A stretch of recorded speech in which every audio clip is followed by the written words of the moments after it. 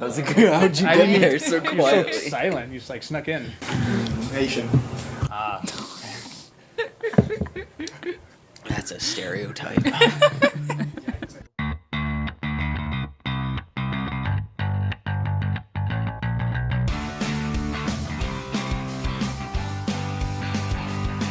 Oh, we can cut it.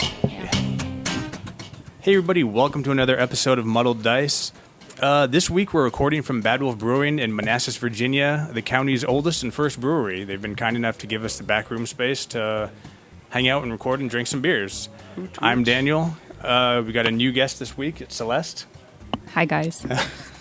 And Abby's here again. Hi, everybody. And so is Cole. Howdy. So we are going to talk about, what do we want to start with? I don't know. We could talk about Annabelle just because I know what that is. Yeah, boy. so the new Annabelle movie came out, 2 days ago? Yeah, I think 2 days On the ago. 26th? Mhm. Yeah. So I'm a big fan of the whole Conjuring universe with Lee Wanell and all the Lorraine.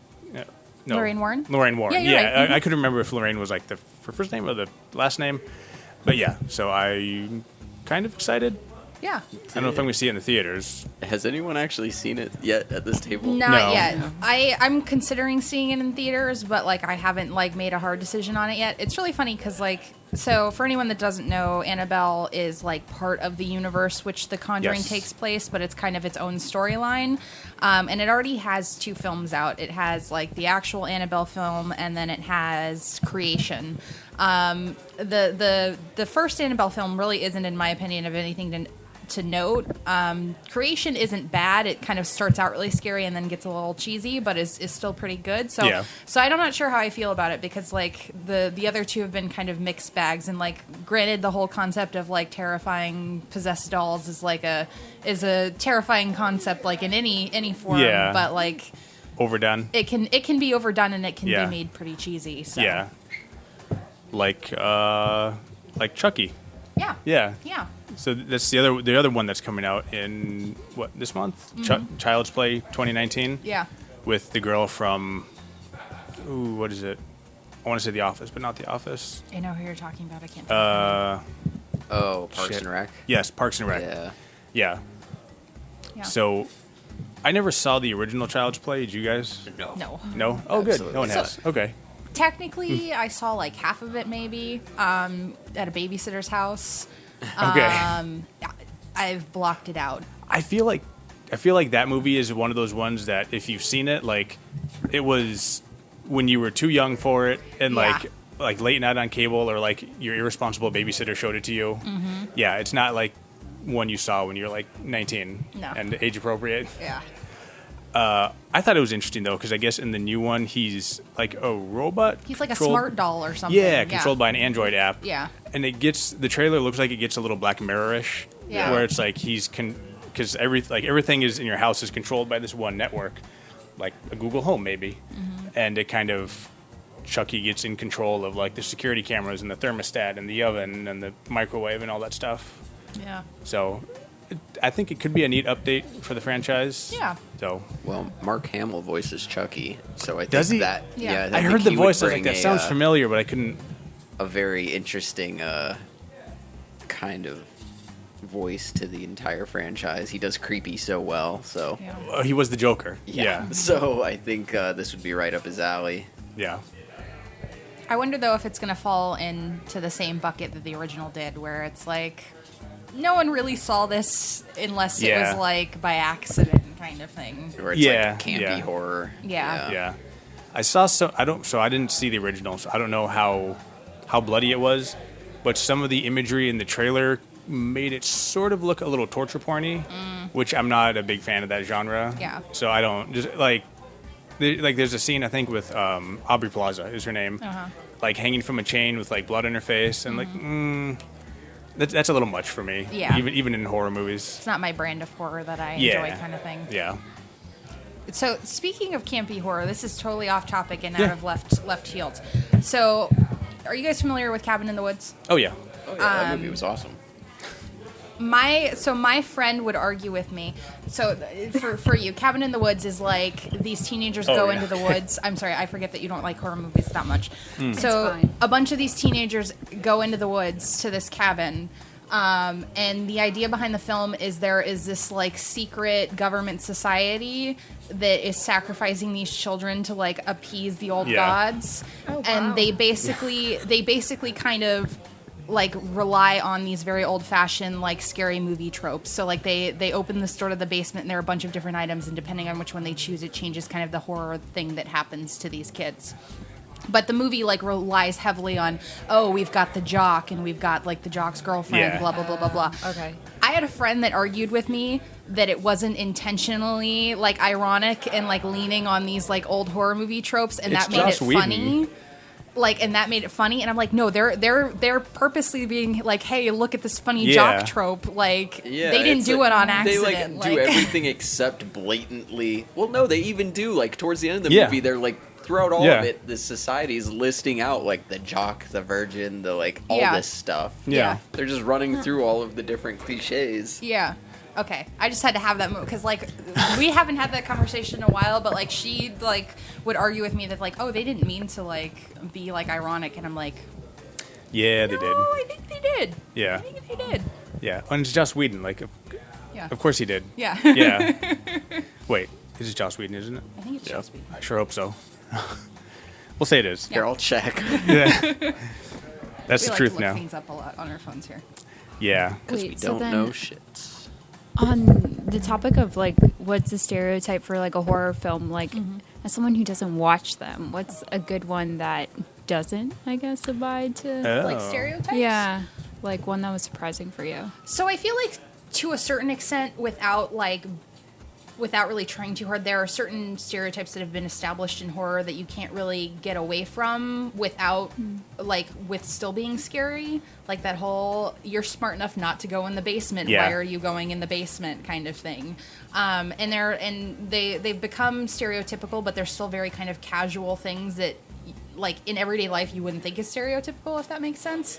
But I would say that, in my opinion at least, like the Conjuring films, they do like lay on some kind of stereotypical haunted house things, but I think in a way they also like they rely on them, but then they change the kind of status quo of what they do once they've like done that stereotype, and that's why I like them, because they're still surprising. They rely on them after they make you care about the characters. Yeah. Like, it actually tells a good story, so then you're like, okay, just because they're, you know, purposely going in towards the scary stuff doesn't make me just groan. It makes me be like, okay, there's a purpose behind it, and they're doing this for a reason.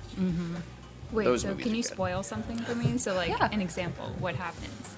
So, like, in The Conjuring, so in the first one, the whole premise of the first one is this family moves into this house, and it was, the land that it's on was originally owned by a woman that was a witch and, like, sacrificed her children and blah, blah, blah. And so now, as, like, revenge, like, in history, she is, like, possessing mothers that live on the land and having them kill their children. Okay. So, like, a big part of that is the basement in the film. So, like, as an example, the mom is home alone and she has all daughters. So it's a very, like, very kind of, what is a good word for it? Like, I don't know, but you just made me realize that a lot of Lee Whannell's films are very mother-centric, mother relations. Even like the, not Paranormal Activity, Insidious films are very parental or mother-centered. that is true. And I think, in a way, he plays on a lot of that, like, mothers is... There's a word that I'm looking for that I can't find, but like that idea that women are kind of less powerful than men kind of thing. It kind of plays on that, but like subverts it, because a lot of times it's the mother that like takes control or like faces something to like save the day. It especially in the Conjuring films, because like Lorraine Warren is this very strong female character. Right. But so the mom is home alone with her daughters, and she hears like this crash, and so she goes downstairs, and the door to the basement opens, and she's like home alone with her daughters, so she's like, who's ever in there, like, you better come up right now, like, or I'm gonna lock you in. And nobody comes up, obviously, because it's a fucking ghost. And so she walks to the basement, And when she walks through the door, it like slams shut on her. And like the whole time you're like, why are you going to the basement? Like, you know something's going to happen. But like she's doing it, like he said, because she cares about her daughters and you care about her character. And she's like... Yeah, it's never just for no reason. Like, why would any sane person go down there? It's always like they realistically set up a situation where a normal person would do that. It's like, oh, she's just home alone with her daughters. Why wouldn't she go down there? It's like her daughters are home. It's not like she's by herself and just walking around in the dark following noises. Yeah. And she has someone to protect. Not just like, I'm home alone, you know. Yeah. Yeah, because I after I saw the last what do I keep saying, Paranormal Activity? The last Insidious movie, I noticed that the first Insidious was about father's love for his son saving the day, and then 2, 3, and 4. I think 2 was. I don't remember 2 very much, but definitely 3 definitely and 4. Is. 2 is more like her love for her husband. I think. Yes, you're right. That's right. And then I haven't seen 3. I heard it's not great. I liked it. I mean, I like all of them. Okay. But I have seen 4 though, and that is very much like mother love for daughter / is she her daughter or her like niece or something? In that one. I don't remember exactly. I know there's a familial bond. It's a maternal relationship, though, and then the end of 3 is also very much, very, very much the mother, like, showing up and obliterating the evil. Okay. Yeah, so it seems to be a theme with Lee Wanell and James Wan. Yeah. And, like, in the second Conjuring, there's...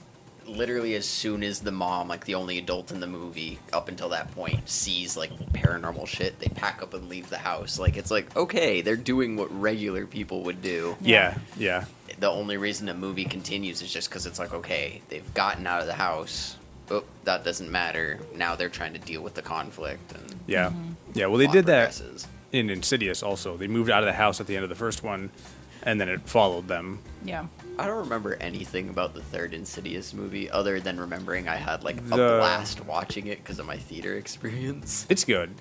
I remember thinking the third Insidious movie took place in like the 60s because the main character is a teenage girl who kind of dresses in like flower print dresses, and I just like she kind of looked like a hippie. So I thought, oh, it takes place in the past, and it doesn't. Well, and that one is also like if I remember correctly, and you can correct me if I'm wrong, it's not like all of the characters are separate from the ones that appear in the other movies. For the psychic, right? The psychic, yeah. She's kind of becoming like if they make more, she's like the star of it. Because the fourth one's all about her origin. It's her origin story. Yeah. But also the third one, James Wan didn't do like anything with that one. So that's probably another reason where I'm kind of like, because I have this like sense of loyalty to James Wan. I don't know where it came from. Yeah. Well, I still like Leo Whannell because he did write the first 2 Insidious movies, and it's kind of always been him and James Wan as a team. But James Wan just did the actual directing. I think it's also interesting that they're making, if they do make more Insidious movies, they're making an iconic franchise character out of a 70-year-old woman or a 60-year-old woman instead of like a young, conventionally attractive person. Yeah. It's like, oh, she's older, but she's still like a strong, kick-ass person. Yeah. Oh, wait. And so kind of going off of that, like for movies and I guess video games too, do you think that characters tend to like be what sells you, or are there instances where it's like the plot is cool even though they don't set up the characters that well? You know what I mean? I would say for movies, character is a big thing for me. There's a horror movie I love called I Am the Pretty Thing That Lives in the House. That thing is nuts. It has like no plot at all. No, but the characterization is really good. It's a super slow movie. Everyone I've recommended it to was like, I fell asleep after 30 minutes because it's very quiet and it's very slow. And it's all about the character building the terror. Yeah, like it has nothing to do with like events kind of happening. It's almost like American New Wave horror where like there's no real plot. Yeah. But for video games, I think are much more plot-driven, and character-driven video games are less common, I think, because you have to do something in a video game. You can't, most of the time, you can't just wander around, unless it's something like going home or something, I guess. Yeah. I would agree with you, but I would also say it's probably based on the person. Like for me, I think like strong character connections in video games make a strong plot, but like they can be kind of like interchangeable. So like if it has a really strong plot but like characters I'm not really invested in, like I'm not going to be as invested in the game as like a really strong plot with like really invested characters, because Gotcha. I think like The Last of Us, which is like the zombie horror game, survival game, Yeah. is like a really good example. Like it's a very like it's tale as old as time kind of thing. It's zombie horror, but like you become really attached to the characters, and so it makes the story more meaningful than just like, oh, we're in a zombie apocalypse and we have to survive kind of thing. Yeah, So. that's one where especially the plot itself is kind of generic, but they did something that you can't really do in other mediums, where when you're playing the game and you're like walking through these environments, you're playing as Joel, who's guiding this little girl Ellie from like Boston to Colorado or something. I think so, yeah. Oh, wow. And but There's as time you, skip, so it's not that one. yeah, but as you're walking her to there, like she'll just say things and like build up her personality and be goofy and be a kid, or say things when she's scared, and that's something that would be hard to do in a movie, I think, other than like, we're just going to watch this character for 4 hours until she says something interesting. But you can totally do that in a game because you're doing other things. You're climbing boxes, fighting zombies, and then Ellie says something silly like, I never learned how to whistle. So, Yeah. yeah.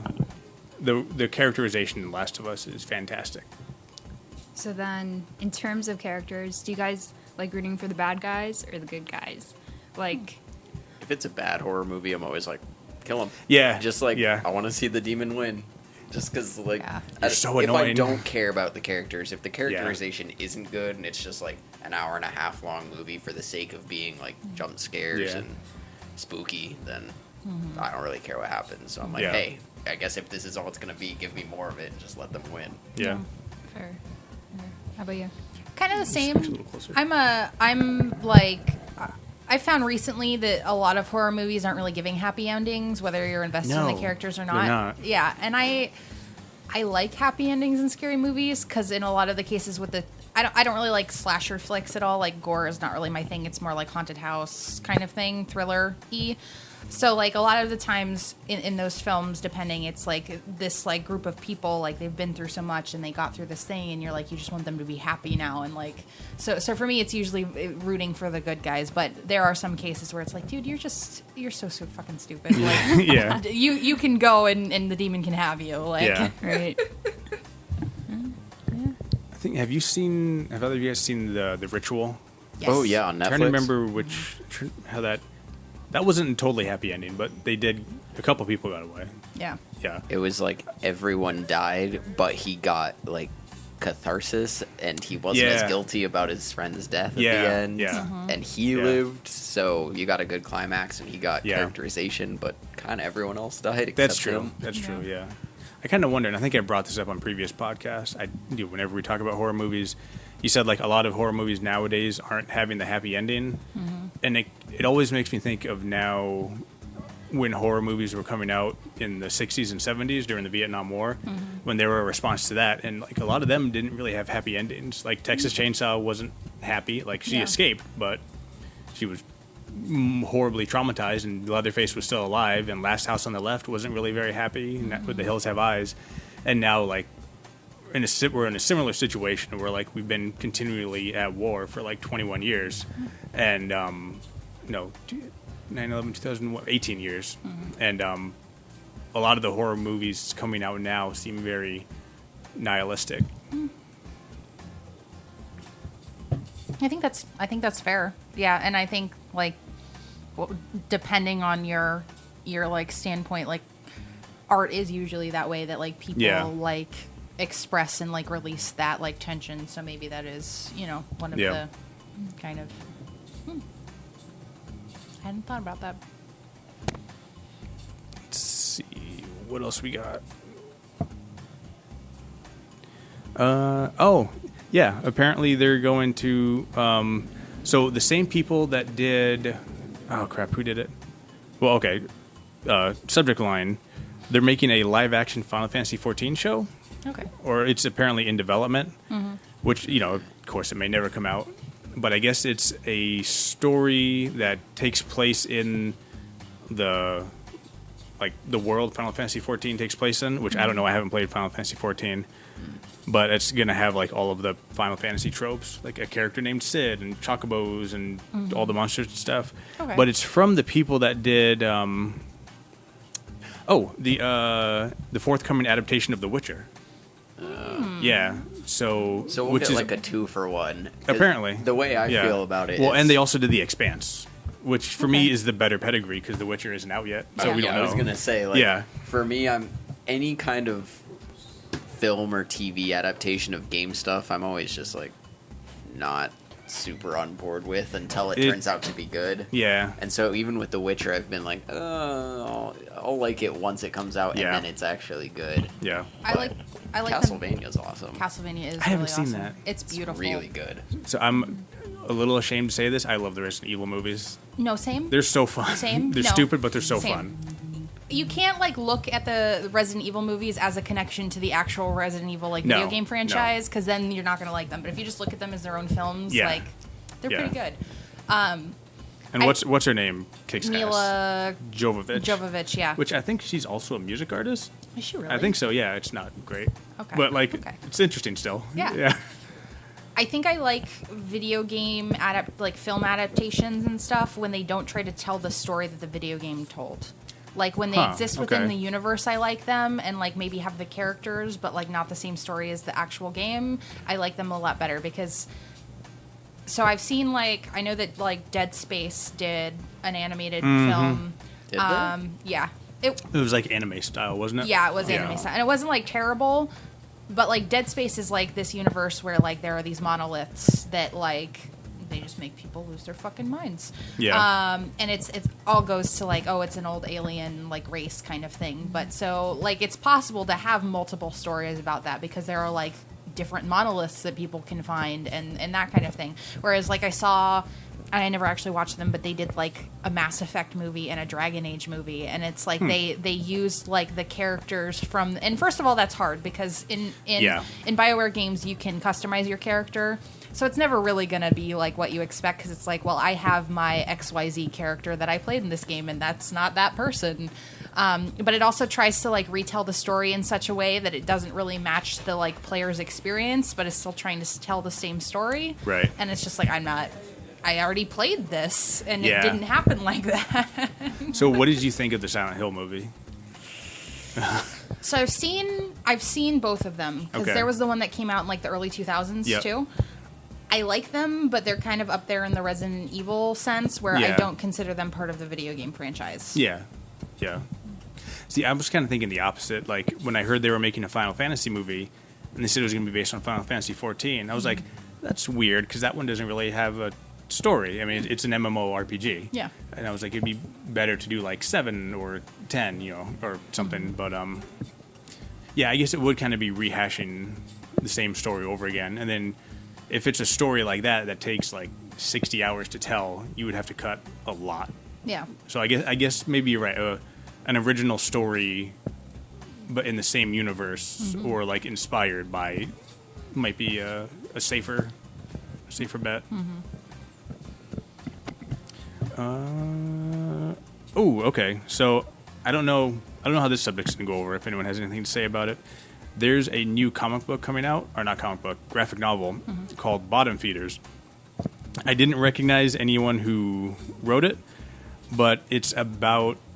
So it's billed as a horror story that examines the horrors of gentrification.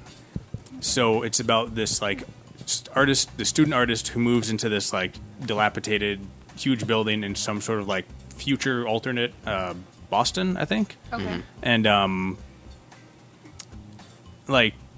things start going weird. I'm trying to think. I'm trying to find the IO9 description of it. Let's see. While you're looking for it, are there a lot of comic books that are horror? I mean, I would assume that it's as probably common in the genre as in movies or video games. Oh yeah. There's a good one actually. I read. Okay, it started good, called Delta 13, and it started with a very alien feel, where there's these miners, these space miners, and they find this asteroid with a cave in it, and they go in and oh, this is weird, and they leave, and then there's something on board their ship, Dead Space. Yeah, it felt very like Dead Space, but then it just ended, and we're after 4 issues, and we're what? Okay. But yeah, that's a bummer. I just started Witches. Scott Snyder, super good. Yeah, I've only read the first volume, but it does kind of the same thing that Southern Bastards did, where the first volume's about a character kind of just setting up the rest of the series for his daughter. Yep. And it's like these witches are just terrorizing this town, and there's been like a long history of people like sacrificing people to these, I guess, like evolved humans that eat them. Witches is really good. It's super good. It's super pretty too. The art is amazing. Yeah. That's Jock, isn't it? I don't know. Oh. I just read it like all in one day because I liked it so much. Yeah. It's attention. It's WYTCHES. Yeah, super good. Yeah. Okay, so IO9 says Bottom Feeders. Bottom Feeders' main character is Darla, a young black woman trying to get a fashion label off the ground. Darla's moved to an imposing eyesore building in the rundown Bottom Yards neighborhood because the rent's cheap. When she and her best friend Cynthia stay a few nights there, it becomes clear that something is horrifically wrong with the building. As the mystery deepens, Darla and Cindy rub up against an opportunistic landlord, trend-chasing fashionistas, bemuse the locals, other tenants, and eventually each other. So, it sounds like less of like supernatural horror and more like real human horror. Yeah. If that makes sense. But with a tinge of obviously like socioeconomic politics in there. So I think it sounds interesting. You guys have anything to? The art's pretty. The art's who's really working on interesting. Let's see. It is. Where are you? I know like one comic book artist / graphic novel artist because she did this this comic book on Line Tune maybe. I don't know. It was like designer for superheroes or something, and she did like costume designs for superheroes, and her art was really cute. But that's like my extent of video or of like comic book artist knowledge. So Bottom Feeders is from Ezra Clayton Daniels and Ben Passmore. Okay. And if anyone's looking it up, it's spelled BTTM space FDRS. So, yeah, I think it looks interesting, especially since comics. I only got into comics recently, so I don't know how long they've been in a vehicle for political expression. But as I learn more about them, I find out that that's more and more common. So I think it's interesting. I think it'll be cool. I'll be interested to see how that goes over because, like that, I would agree with you in that. I also don't know like a lot about comic books, but like I also know that in a lot of ways they are still kind of like boys' world a little bit, and so that's a black female main character. And it's like a like kind of political like commentary, so that's interesting that they're like. I think it's cool, but it's just interesting. It'll be interesting to see how they kind of make that work. And I mean, it's always a little different when they're like, oh, but we're in this super hyper realistic society, so they're kind of like glazing over like normal everyday, you know. But I don't know if anything I said just made sense, but a little bit. Okay. Yeah, you're good. You're good. Let's see. We talked about Child's Play. I think we can safely skip Tyke's suggestions. Sorry, Tyke. Yeah, sorry, Tyke. Sorry, Tyke. They're if you were here, we'd let you talk all day about them. Yeah, I don't really have anything to say about that. Tyke can fill you in on Twitter. Yeah. Basically, though, the gist of it is deep fakes. There you and deep fakes are crazy.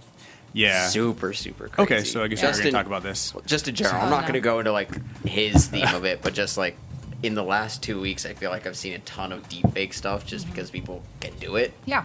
And like, if people are unfamiliar with, like, what deep fake means, it's basically making a fake photograph, either putting a person in a situation or putting someone's face on another person's body. It's basically but like, algorithmically and really easily. Yeah, it's scarily real. Almost seamless blending of like footage, two sources of footage. Yeah, like yeah. real footage from the video news or someone else audio. doing something, Yeah. but with someone else's face or someone else's body. It's nuts.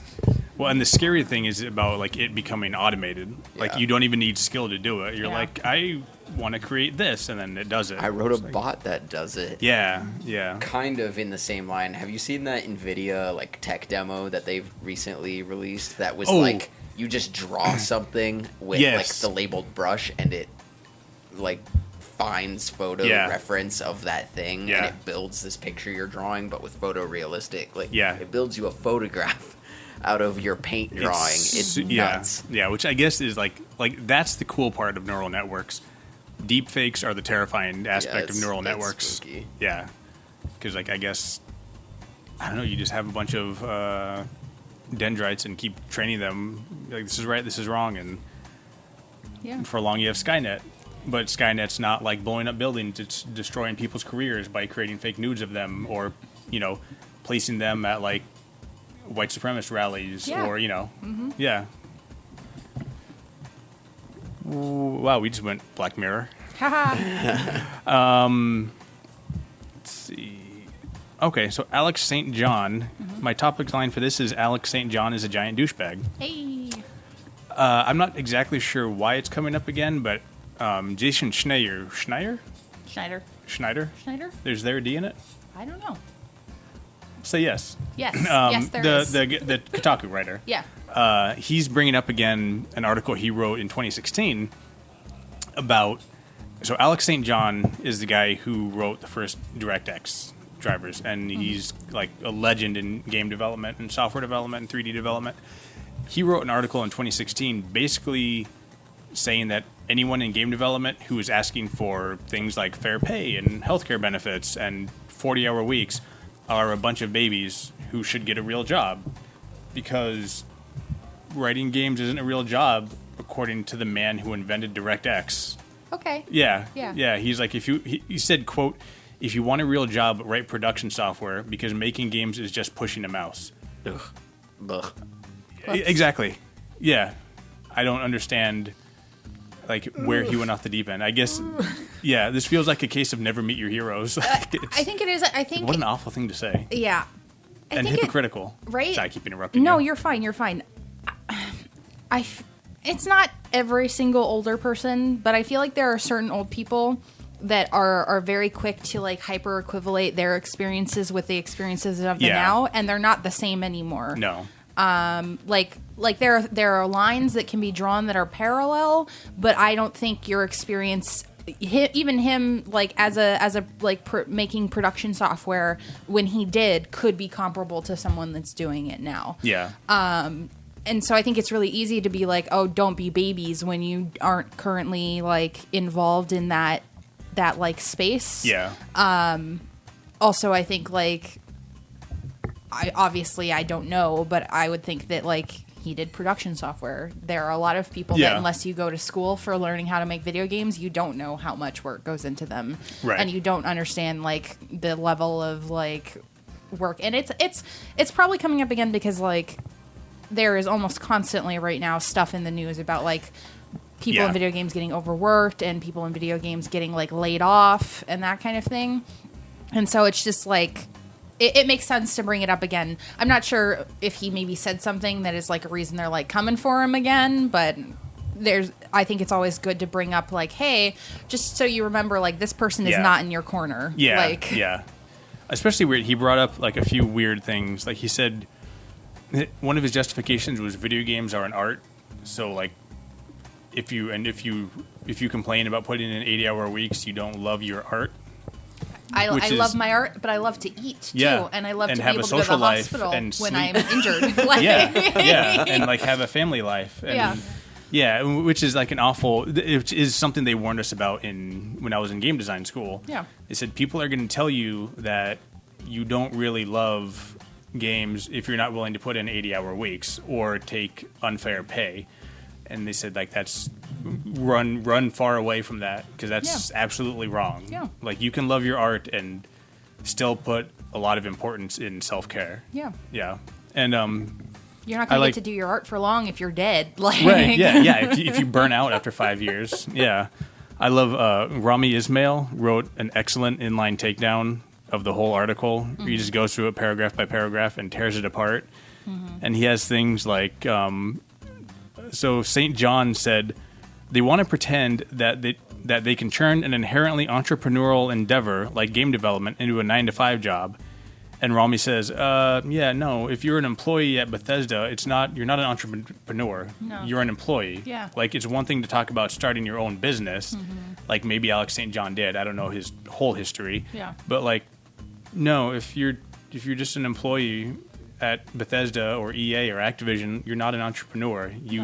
It should be a 9-to-5 job. Yeah. Yeah.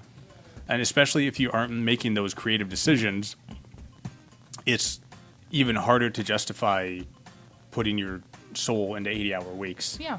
when it's like not really, it's not your formation. Well, yeah, and there's that whole idea where like employees are not like, I'm passionate about video games and stuff, but if I was working at a company that was like treating me like shit, it's hard to be passionate about something that doesn't like give it back, if that makes sense. Yeah.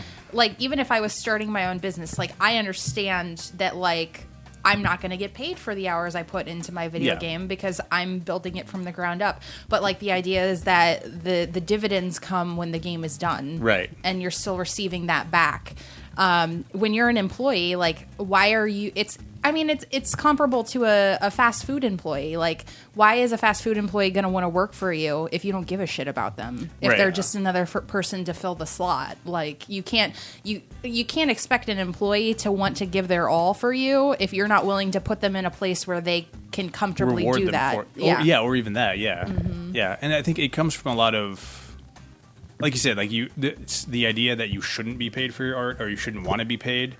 And I think the idea of like the only real artist is a suffering artist is still around in a lot of, and it needs to die. It absolutely needs to die. And I think now it mostly exists outside of actual artists, like people who aren't artists and don't produce art and creative works for a living. They're more likely to think that, not that they. I think you know what I mean. Yeah, I know what I mean. Yeah. And yeah, it needs to die. But there's still, you hear stories from like smaller artists on Twitter or Instagram, and like this dude offered me like $20 for a commission, and I said like no, because commission $20 and exposure. And I was like no, because it's gonna take me 6 hours.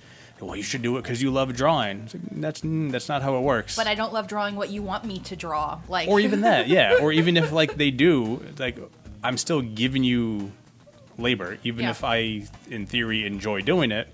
It's a commitment. It's not entirely for me. Yeah. You deserve to be paid for it. The idea that you shouldn't be paid for your labor if you enjoy it is ridiculous. Yeah. Who's creeping in? Shaq. Hi. Hi, Shaq.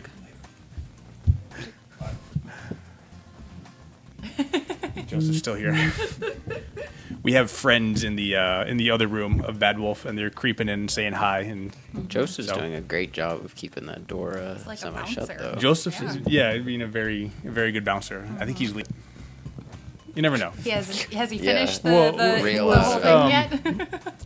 I was talking to someone yesterday. Actually, might have been you, and someone said like, "Oh, it's Friday." It was me. Yeah. Oh, it was you. I feel like we both did that, like on Thursday. That's easy to do on Thursdays on the short week, though. Yeah. Or like Wednesday, or one of the nights we went out. Maybe it was when we went to KO, and I was like, I came in. The next day, I was like, it was Friday last night. I don't care what anyone says. We went out drinking. That's easy to confuse that for a Friday. Yeah. Yeah.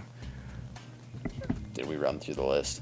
Did we? We might have one more thing. What do you think about that, Celeste? The whole don't be paid for your art. Yeah. Yeah. Mm-hmm. Okay, well, first off, that's like bullshit. Just because I don't know, it's like I feel like it's kind of the equivalent of people trying to get into like the film industry or writing. It's like you're expected just to like, kind of like work for free, and it's like your hours don't count. And then, when you're working for free, it makes it impossible for you to get to like that level where you can produce your own games or like have that kind of time to really focus on the projects you like because, you're accomplishing someone else's mission. So I don't know. I hope that dies. Yeah. So Celeste, you were an English major, right? Yeah. So have you ever gotten like friends or family being like, "Hey, can you edit this for me for free," or like spell check it or rewrite it? Yeah, a lot. And for like the most time, like I don't mind. Mm-hmm. I had a lot of classmates who are engineers, and they're like, "Oh yeah, could you just like proofread like my 50-page thesis paper?" And I was like, engineers are terrible at writing. For a price, like, you shouldn't, it's labor. like, even though you like it, doesn't mean that, it doesn't count as work. Yeah. And it's time taken away from what you might want to do. Like, you like writing, but you maybe don't want to edit someone else's paper about fluid dynamics. Yeah. You want to edit your own book about whatever. Yeah. So. True. Yeah. The last thing I have on the list is, let's see if I can bring up the article. Basically, EA tried to defend loot boxes as not gambling, and they called it surprise mechanics, which are, quote, ethical and fun. Which is even worse because it means they're admitting to the fact that their microtransactions aren't just cosmetic; they're gameplay mechanics changing. Yeah, they're adding mechanics. By definition, a mechanic changes how the game plays. Ugh, it's disgusting. It's gross. I don't like it. They're in many cases they're mechanics that make you better than the other people playing, or like make it easier for you to win. Yeah. So that.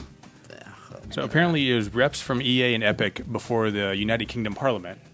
Well, because they're trying to make loot boxes illegal in certain places because of the fact that they're predatory and gambling wrong. laws. Yeah. A lot of countries now are making them illegal because they're effectively gambling. Yeah. Belgium made them in all shapes and forms illegal, and EA was like, we just want to publicly say we don't agree with Belgium's decision. Of course not. No. So it's like Philip Morris being like, I don't agree with cigarettes being banned. Like, yeah, no shit. So the thing about like loot boxes, I don't necessarily disagree with them entirely. Yeah. I think if you're over 21, if you're an adult who can make informed decisions, they're fine because it is gambling. I can go to a casino. That's fine. The problem with video games is that's super hard to enforce. Yeah. There's no doorman at the beginning of Fortnite checking your ID.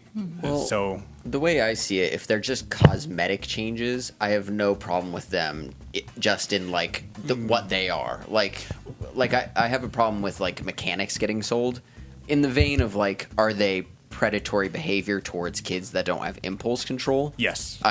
Whether they're cosmetic or not, at that point it doesn't matter to me, but at that point it's like, are you selling them something they know they're getting for an X number of credits or whatever, or is it like one of these randomized loot boxes where you're like paying to get a chance to get what you want? See, that's what like drives the gambling in my mind towards the kids. I think that's the issue more now. We've kind of come to accept like downloadable content as you can buy your way to winning, which I honestly, so buying your way to winning is a problem. But I always remember when Battlefield 4 or 3, like for the first year you had to earn your weapons. Yeah. But then after that you could pay like $15 to unlock the sniper pack, and it would unlock all the sniper rifles for you. Which for me, someone who is awful at these games and doesn't have the time to play 8 hours a day, was great because I could pay $15 and I could be on a competitive level with these kids who could play 8 hours a day. Yeah. I also understand, though, the flip side of the coin, where these kids who play 8 hours a day are like, hey, I've developed a skill and done it for real, and this old dude paid $15 I don't have. I think it's like an interesting thing, and I don't necessarily like kind of like what you said have an issue with pay to win in a certain sense, because like it is there, like you said, to give that kind of gap closer to those people that I still enjoy video games, but I can't put in the 40 hours a week to unlock these things that these kids can. I do think that there is a limit, and I don't think that people have found how to properly balance that in such a way that it is like not demonstrative to someone else's experience. Yeah. But going kind of back to what Cole said, my problem with loot boxes is if they weren't predatory, like and cosmetics, it's a little bit different. Game mechanics, if they weren't predatory, then they would offer those things that are in the loot boxes to be bought like without having to purchase the loot box. So like if there's this like sword that gives me 500 splash damage or whatever, I should be able to try out my luck at a loot box, even if it's like slightly more expensive than if it were in the loot box, I should still be able to go over here, and if I don't want to try a loot box, be able to buy that sword. Yeah, like pay $5 for a loot box, and then if you don't get it, give us another $1 and we'll give it to you. Yeah. Or even just like, hey, like you didn't try the loot box, but like, hey, the sword is in the marketplace. Oh, like, because that removes the reason, in my opinion, it's predatory is there's no other option. Right. You have no other way of like accessing this thing without like using their loot box system. Yeah. It smells like hops in here. Yeah. It really does. It smells really good. And it also sounds like Jeremy's power washing something. A little bit. Oh, he brewed today, so he's probably cleaning the boil kettle. Oh, okay. Yeah. I think what do you say he's brewing? He's brewing a base for a lemon ghost. Yeah, and something else that sounds really a strawberry sour. Ooh. Yeah. But That'd be really good. I don't think loot boxes were a huge deal until that Star Wars Battlefield game came out. Yeah. I don't know if you know much about that, but like basically the game came out and you could get free loot boxes, but you'd have to play for like 4 hours, and then they like hard cut you off if you were playing like over X amount of hours. Yeah. But they had like characters and maps and weapons and like things that like significantly changed the game. And I think like they had like Darth Vader in one of them, who's like a really good character for the game. Mm-hmm. And like you'd have to spend like over $100 on these loot boxes to even like come close to like getting him, because and so like it was an issue because when the game originally released, it was like 2 maps and then you get like the base characters. And like you could also only get loot boxes from playing online. You couldn't play them by like playing solo, and so it also invites that discussion. It's like, well, some people don't have that like resource to play online, like so you're like denying them this option as well. And I think that's when a lot of that I mean, loot boxes were a problem previous to that, but I think that's when it became really big. Well, I think Forbes did an article about it even, and that's when it kind of became more public knowledge, and people are like, this might be a problem. Mm-hmm. Wait, so then I guess from your perspective, if you were to develop a game and, you know, obviously you want to be, like what we were talking about earlier, paid for your work, like what's the line that you would draw if you were to incorporate something like a loot box / would you include it at all? So I would, because I actually have been like working on developing a mobile game, and kind of the don't mute me, but like the whole idea was that like obviously I want to release an initial like game, but I want there to be additional content, right? And so conceptually for me, what the loot boxes were is like the game is perfectly functioning and playable without those loot boxes. But the loot boxes would have things. It would have cosmetics, but it would also have things that make the game easier. Gotcha. So not necessarily like God mode, blah blah blah, but like the whole concept is you're like in a mech and you're fighting other robots. So like your mech takes damage and that kind of thing. So things that would normally appear in the environment that you could pick up, but not as often, would also be in the loot boxes to like repair your mech or that kind of thing. But they're things that if you don't have them, aren't going to affect or stop your gameplay experience entirely. So Gotcha. That's cool. And I think especially too, you bring up like being paid for your game. Battlefront 2 was still a $60 game, and then they asked people to pay more for additional content. It's not. I don't have a problem with free-to-play, pay-to-win games because like you didn't pay anything for it, so paying another like 50 cents to be better at it is you're still only paying 50 cents to do it. But when you pay full $60 for a game and only get like 70% of it, that's I think that's kind of shitty. Yeah. So it's fair to say only big companies kind of poach people, or do you think indie companies do it too? I would think it depends on the line. Yeah, I think indie companies do it, but their price of entry is $5 instead of $60, and their games are also mobile games. Okay. More indie games on like the PlayStation and PC, I don't see as much. I don't see like the loot box pay to win model as much.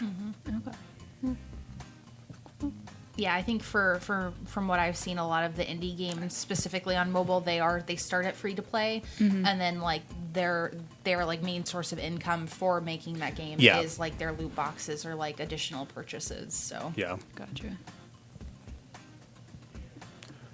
So I don't think we have anything else on the list. Did anyone want to have anything else? Oh, Abby, you want to talk about some League of Legends thing? Yeah. So this will probably be like all you and Cole. Probably. So it's kind of starting League of Legends, ending in kind of a wider breadth of conversation. But League of Legends just came out with a new game mode called Teamfight Tactics. It's basically auto chess. And I know that auto chess is like something that has popped up in like Dota and a few like mobile forms, excuse me. And so just kind of having this discussion of like what we think of auto chess as like a concept. I think it's kind of cool. It's definitely a way to kind of enjoy certain games with a little less impact compared to like their base game. So can you explain what auto chess is? I don't know entirely. So there's like different kind of ish flavors depending on where you're going, but basically, specifically with like Dota 2 and League, they're using the characters from the video games. They're giving them classes, and you can like stack classes for bonuses. Okay. And then it's like a rotating game mode where there's like 10 people playing, and you like verse them, and it's all about like your class synergy and like how you stack the characters on the board. Okay. So it's chess. In that sense, right. It's like very strategic, but it's pulling in these game characters that people normally play a lot of times in MOBA form, where they're like the individual characters, and it's knowing how to like build synergy. But it's also like extremely RNG based, at least in League's case, because it's all based on like you get this random set of characters every round, and you can like re-roll them, but like there's no way to guarantee you're going to get a specific like class of character or that kind of thing. Right. So okay. Okay, so now we know what auto chess is. What was it that you were... I just think it's like interesting the fact that it's become really popular lately. Oh, okay. I think so. Dota. So you said like the new League mode is auto chess. Yeah, it's called Teamfight Tactics, but it's auto chess. I got you. Okay. So I think like Dota 2 kind of became really popular first. I may be wrong. There might be someone else that did it first that was more popular, but I know Dota 2 is where I first heard of it. And then there was a really popular mobile version, and then now League is doing it. And someone very jokingly that I was talking to the other day was like auto chess is the new what are they called? Battle Royale of like 2019. Yeah. Okay. And that it's like the popular game mode of 2019. Right. So I think that's interesting. Like one, because like auto chess is what it is, that it's this very kind of low impact. I mean, it's much more strategy than I think other games are. Yeah. And that we're going from like Battle Royale to auto chess. Yeah. Yeah. I'll be honest, I have not played League in like a month and a half. Wow. Slacking. So I don't have any clue what's going on in That's League. okay. That full-time job is holding you back. Yeah, dude. Ooh, yeah. I bought a Cadence of Hyrule today, though. Oh, yeah. Oh, boy. Have you played that? Oh, yeah. Is it's it? good. Okay. I know that it's super grindy, but I recently found this game that I know that's been out for a while called Path of Exile. Ooh, yeah. I really want to play it. Nice. Yeah. Actually, that dovetails nicely into the way we end a lot of these. What are you playing? Jeet have already said. And you all know, I've been playing a lot of Beat Saber lately, which is amazingly fun, a great VR game, and more of a workout than I thought it would be. Yeah. Like I put on my on my smartwatch, and I'm like, yeah, I'm gonna work out, and I play for like 30 minutes. And it's like you burn 300 calories. Like, oh my god, okay, Yeah. cool. This is more fun than like going to the gym and riding a bike for 15 minutes. Yeah. So yeah, I've been playing a lot of that, and especially with the Imagine Dragons song pack, it's a lot of fun. Okay, cool. And besides that, I don't think I've really been playing anything else. I started Thimblewood Park, which is like a graphical adventure from the same people that did Monkey Island back in the day. And it's very similar. It's a point-and-click adventure. It has ridiculous, humorous, fun characters and like a weird story. Like it's got this pair of sisters who dress as pigeons and are plumbers, and the name of their plumbing company is the Pigeon Brothers because their dad wanted boys, and their dad didn't feel like changing the name of the company when he had daughters. So it's got like a bunch of quirky Monkey Island type characters. Nice. So yeah. I've been playing Teamfight Tactics. I played for a while today. It's interesting. I've been falling a little bit into. I'm not really doing strategy, but I really like this character and I want them on my team. Okay. I've won a few though, which was nice because it's like I think there's like maybe 6 other people you're playing against, so like you don't necessarily like guarantee you're winning, but it's not bad. It's fun. Wow, I haven't really been playing a lot of video games. That's awful. Dead by Daylight did come out finally with the new killer? Yeah, the Ghostface killer. He was really weak in the PvE. I think you mentioned that last podcast. He's a lot better in like the actual game environment though. Okay. I haven't played since he was put in. I like Dead by Daylight. I feel like it's dying. Oh no. And I'm just like every time that I've like had free time to play video games, I've like my first initial thought was like I really don't want to play Dead by Daylight, and I feel really bad about it. Yeah. But that reminds me of when I used to play. So when they did the Medal of Honor reboot, I played the shit out of the multiplayer. Like the single player was really good. It was only like 4 hours long. But the multiplayer was great, and I loved it and played it a lot. And then it just started dying off. And it got to a point where I would hop on and then see some names and hop on like a week later. It'd be like the exact same 12 people in my region. Yeah. Like, oh, I saw you last week. Yeah. Like, yeah. And then now it's, I'm sure now it's just totally dead. I haven't popped it in for years. Yeah. So, and then the sequel they tried to make just failed miserably. So, Cole, you been playing anything? I played Cadence of Hyrule. Other than Cadence of Hyrule, there we go. I went game shopping today because the Steam Summer Sale's happening. I bought Firewatch. Firewatch is so good. Dark Souls Remastered. Okay. And Donut County. Donut County? Yeah, it's. Why does that sound familiar? It's a really cool, like, flat kind of art style, flat color. Okay. Art style indie game where you control a hole. You play as a hole in the ground and you swallow stuff up. It's like Katamari Damacy. Yeah, Okay. yeah. It's bigger, I think. And It's like Katamari, but like in reverse. yeah. Yeah. Okay. Celeste. Obviously, No. no, but like obviously you don't do video games. But is there any like media, books, music, movies that are like on your radar right now, or things that you're interested in? So, I mean, I don't play video games, but I plan on, like, I don't know, basically just bailing out whatever this is. It's called Danganronpa. And so, essentially...